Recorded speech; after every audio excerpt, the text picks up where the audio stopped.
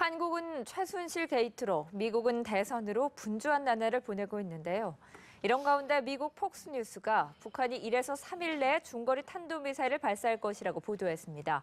미국 정보당국도 이와 비슷한 관측을 내놨는데요. 김정은의 도발 셈법을 분석해보겠습니다. 한국국가전략연구원 문성묵 통일전략센터장, NK지식인연대 김흥광 대표 두 분과 함께하겠습니다. 어서 오세요. 안녕하십니까. 네, 미국 폭스뉴스가 북한이 1에서 3일 내에 무수단을 발사하려 하고 있다라고 보도했습니다. 시기상으로 본다면 미국 대선을 앞두고 발사하는 건데요. 어떤 의도가 있는 걸까요? 그렇죠. 말씀하신 대로 이제 미국 대선이 꼭 일주일 앞으로 다가왔습니다. 지난 9월 9일 날 5차 핵실험을 한 이후에 북한이 어떤 형태로든 도발을 할 것이다 이렇게 예측을 해왔고, 그동안 북한이 중요한 정치 일정이라든지 계기 때마다 이제 도발을 했기 때문에 이번 대선을 앞두고 도발할 가능성은 그 어느 때보다 높다고 보는데, 무수단 미사일은 지난 4월 15일 날 첫 시험 발사를 한 이후에 지난달 20일까지 8번을 쐈고 그중에 단 한 번밖에 성공을 못했거든요. 그러니까 북한은 일단 군사 기술적으로 봤을 때도 무수단 발사 필요가 있는 것이고, 또 정치적인 노림수로 봤을 때도 필요가 있는 거예요.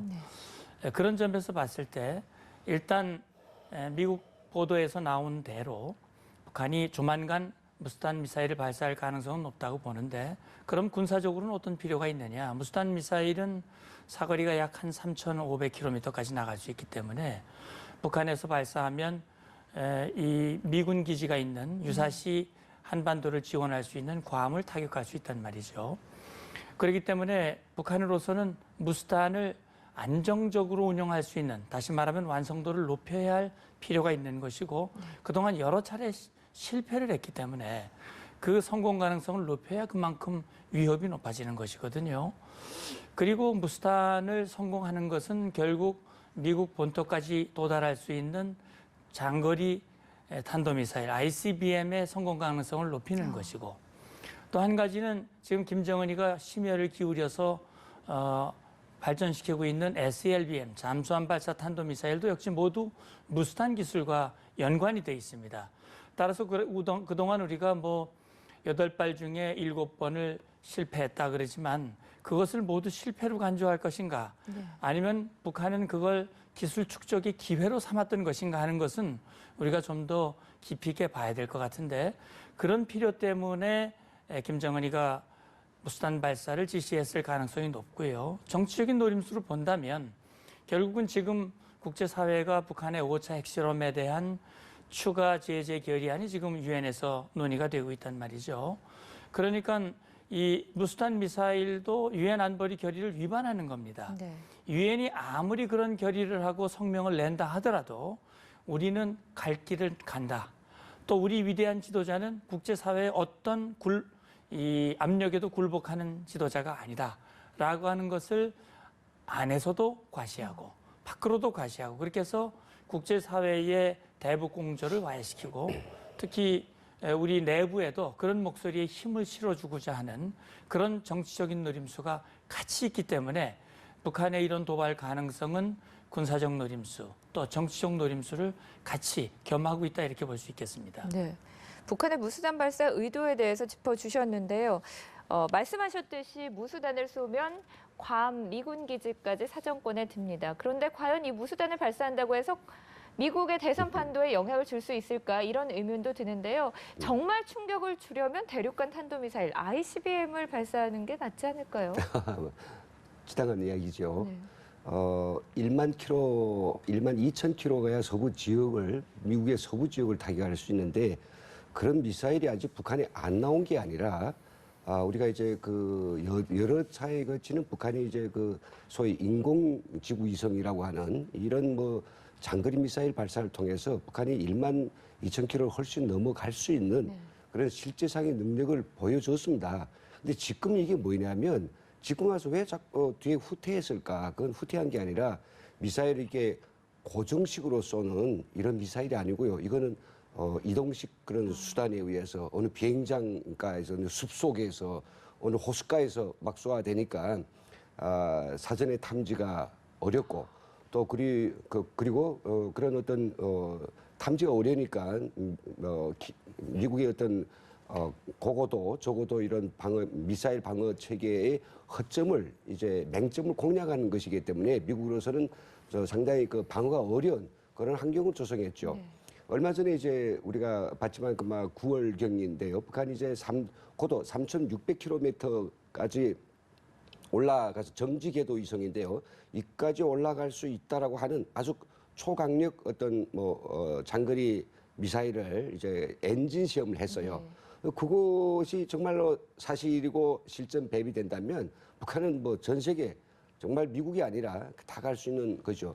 그래서 이번에 아마 근데 아까 우리 문선웅 장님께서 잘 설명해 주셨지만은 바로 그 기술들의 미사일 기술들의 그 시초이며 그 원본 기술이 어디서부터 시작됐느냐 바로 무수단에서부터 시작됐기 때문에 이것이 개량형으로서 이동식 발사가 이제 정말 제대로 완성된다면 그 이후에 개발된 것들에 대해서는 우리가 가타부타 뭐 논할 형편이 안 되는 거죠. 그래서 북한은 바로 이 무수단 미사일 발사에 이렇게 아주 정말 그 모든 걸 걸고 있는 거죠. 네, 두 분 말씀을 종합해 보니 무수단의 성공은 곧 ICBM의 성공 가능성을 높이기 때문에 북한이 이렇게 무수단을 계속해서 발사하면서 집착하고 있는 거다 이렇게 볼 수가 있을 것 같습니다. 우리 정부는 북한의 무수단 발사 준비 보도에 예의주시하고 있다 이렇게 밝힌 바 있는데요. 예의주시는 하고 있지만 북한이 벌써 8번이나 발사하지 않았습니까? 뾰족한 대책은 없어 보입니다. 지금 최순실 게이트로 국정은 거의 마비 상태인데 최순실 씨가 대북 정책에도 관여한 거 아니냐라는 의혹도 나오고 있는 상황입니다. 외교 안보 라인에도 어떤 강력한 인사가 필요하다고 보십니까? 네, 이제 말씀하신 대로 지금 우리나라 안팎으로 여러 가지 어려움이 있기 때문에 지금이 우리에게는 참 잘 대처해야 하는 그런 시기라고 볼 수 있어요. 지금 말씀하신 대로 외교안보 라인에 어떤 강력한 인사 조치가 필요하지 않느냐 이제 그런 문제를 제기하는 사람들도 있기는 있지요. 그런데 시기적으로 지금은 적절치 않은 시기라고 저는 생각을 해요. 왜 그러냐면 이번에 대통령이 인사를 하는 과정에서도 외교안보 라인은 그대로 두었거든요. 그 이유는 북한의 핵미사일 위협이 높아지는 상황 속에서 외교안보 라인을 교체한다고 하는 것은 상당한 위험을 유발하는 것이거든요. 그렇기 때문에 이번에 외교안보 라인을 교체하지 않고 있는 것인데 이제 우리가 북한의 핵미사일 위협에 대응하는 것은 지금 두 가지 방향으로 대응을 하고 있어요.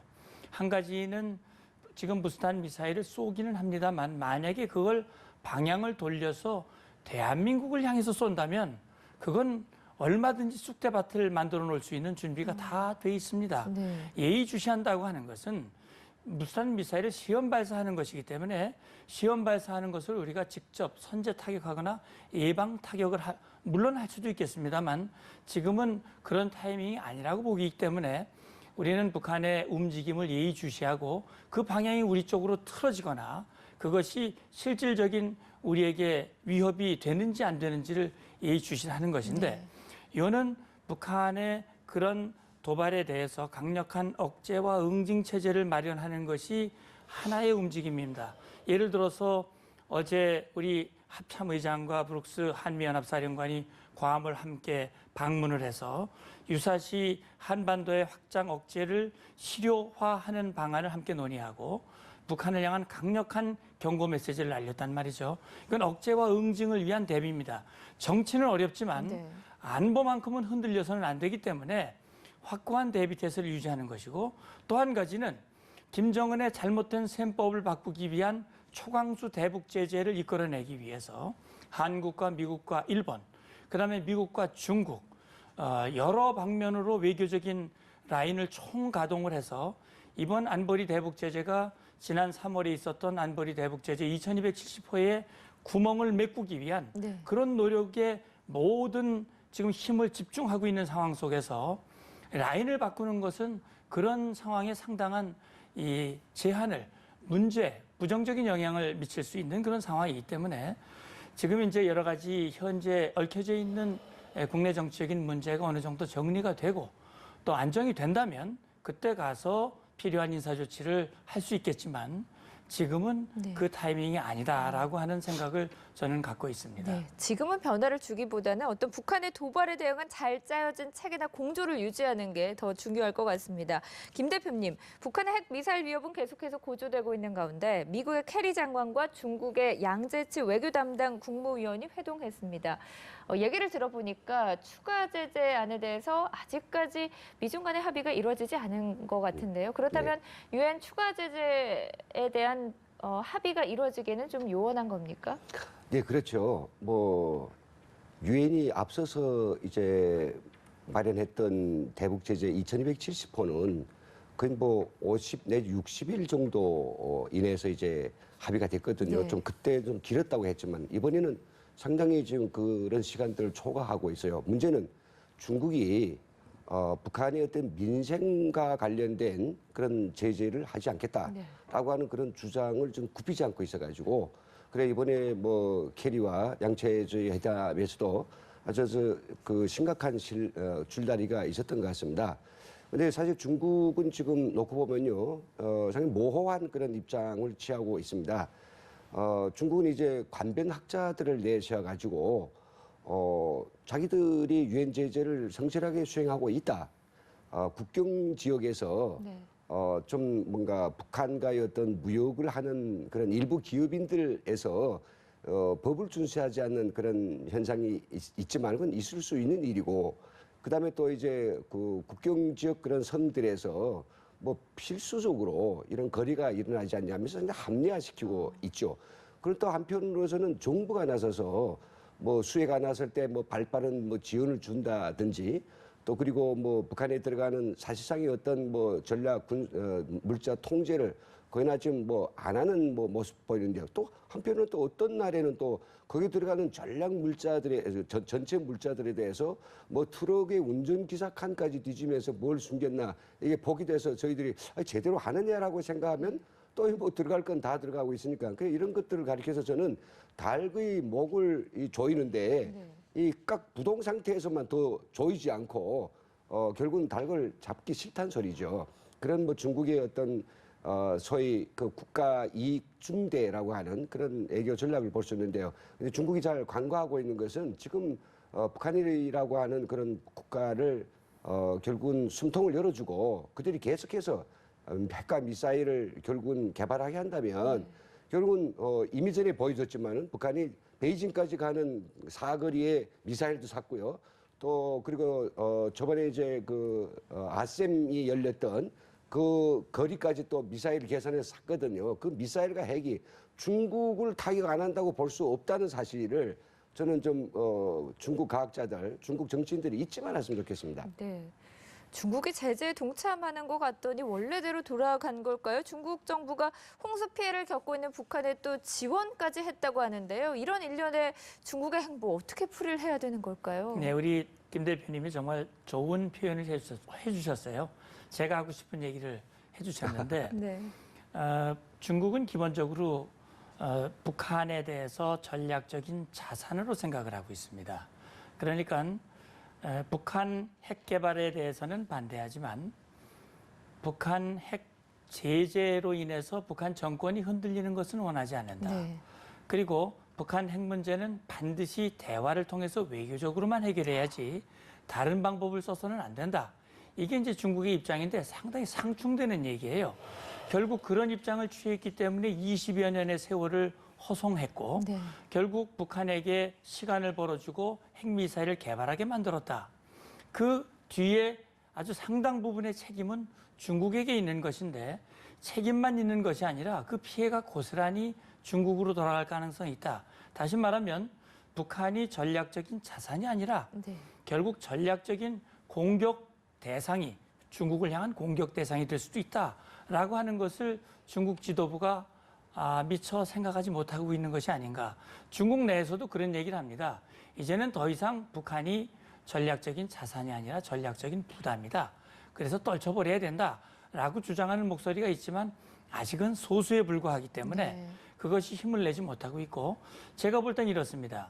중국이 시진핑 주석까지 나서서 유엔의 대북 제재 결의를 성실하게 이행하겠다라고 얘기하고 있지만 지금 결과적으로 나타나는 걸 보면 오히려 대중 수출 무역 규모는 더 늘어나고 있거든요.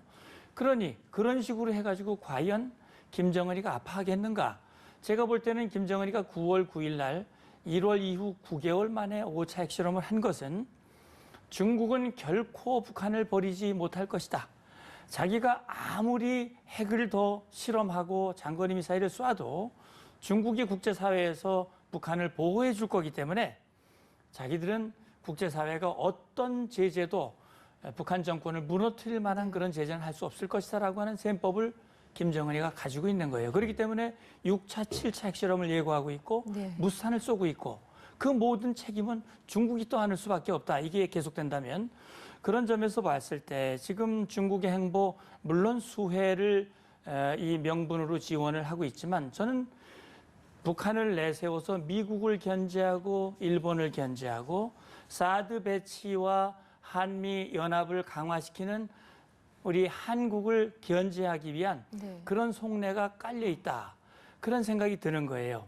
그 외에도 최근에 보면은 한국으로 오는 여행객은 줄이면서 북한으로 가는 여행객은 늘리려고 하는 중국의 움직임을 볼 수가 있는데 이것이 결과적으로 한국을 견제하고 있다고 하지만은 제가 볼 땐 궁극적으로는 중국이 자기 발등을 찍는 결과가 될 수 있다는 것을 중국이 깨달아야 된다. 저는 그 얘기를 하고 있습니다. 네, 결국 근본적으로 북한에 대한 중국의 인식 변화가 없다면 강력한 대북 제재의 실효성도 한계가 있을 수밖에 없을 것 같습니다. 그렇죠. 자, 북한의 지방에서 특권 계급을 뜻하는 1호 동지라는 1번 동지라는 호칭이 등장했다고 합니다. 그 1번 동지는 1호 행사 뭐 이런 얘기들도 나오고 있다고 하더라고요. 네네. 최고 지도자에게만 붙이는 수식어 아닙니까? 예, 뭐 북한에서 1이라고 하는 네. 숫자는 참 아주 특정한 용도에만 쓰이죠. 우리 예전에 그 천안함을 피폭시킨 그 어뢰에서 나왔던 거기에도 이제 1번이라고 붙어 있어가지고 뭐 여러 가지 논란을 일으켰는데 사실 뭐